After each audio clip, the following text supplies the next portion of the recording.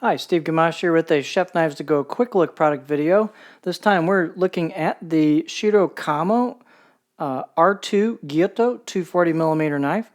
This line of knives has a core steel of R-2 powdered metallurgy stainless steel, and the heat treat rating on this is about 62 to 63 Rockwell on that core steel. The construction is a kind of a layered Damascus sort of cladding over the top of that R2, and that's stainless as well. So, and it's got kind of a gunmetal matte, semi-matte finish on it, so it's a very interesting look to the blade. We'll take a closer look in a second. So it's all stainless. The weight on the knife is about 6.6 ounces. Blade length, 243mm on this sample on the edges will vary just a little bit from knife to knife. Overall length, 15.8 inches. The spine thickness at the heel is about 3mm, and then it tapers down a little bit, holds that, and then gets thinner at the tip where the grind of the knife starts right in here. And the height at the heel is about 50.4mm on this particular sample. The handle is a basic octagonal ambidextrous hoe wood handle with a buffalo horn ferrule with good fit and finish. It's a quite substantial handle at 3 3/8 inches, 84mm circumference right here, so it's quite a bit larger than a standard 3-inch handle. It's got some meat to it. This does have a nice curve into the choil emoto or neck for a pinch grip, and there's enough room to accommodate that. Fit and finish is very, very good on the blade. You've got a nice relief or rounding of this choil neck emoto area and also the spine.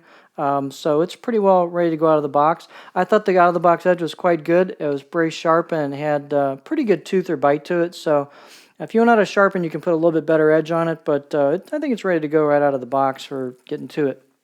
Let's take a closer look at the knife. So here is the thickness coming out of the handle and above there, and then it keeps some of that, thins down, and then tapers down real nice towards the very, very tip. The look of the blade is very interesting. It's kind of a matte, semi-matte gunmetal gray type of finish, and you can see the layers showing where the grind of the knife is. So you can see where the grind of the knife really kicks in is right in here, where those layers started showing through into the core steel on the edge. It's a really cool look. And you've got some hand chiseled kanji here as well. It's a little hard to show that, but there you go. So there's your kanji. The balance point on this blade is, the handle is light but has some substance to it, being bigger around, but the balance point's about right there. A little bit in front of a pinch grip, so it's got a pretty nimble feel to it. The overall arc or curve edge profile to the blade is gentle with a bit of a flat spot towards the heel. Let's put it on our board. Take a look.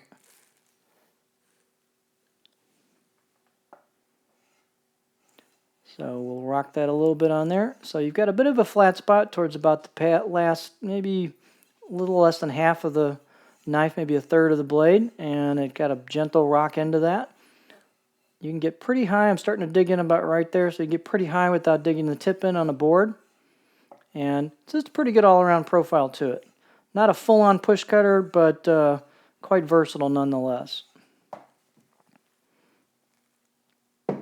This knife has a fairly substantial feel to it in the hand, and has a lot of integrity on the board, and doesn't have a ton of feedback as some knives do, but it's just a real nice all-around performing knife, kind of what you might consider a kind of a thin workhorse style blade, although that's bantied about a little too much in my opinion, even though I just did it. So anyway, I'd consider this kind of a nice workhorse knife with a real nice core steel with a long-lasting edge, and it's a really cool looking knife. So really interesting knife. There you have the Kamo, I should say Shiro Kamo R-2 steel Gyuto 240mm knife.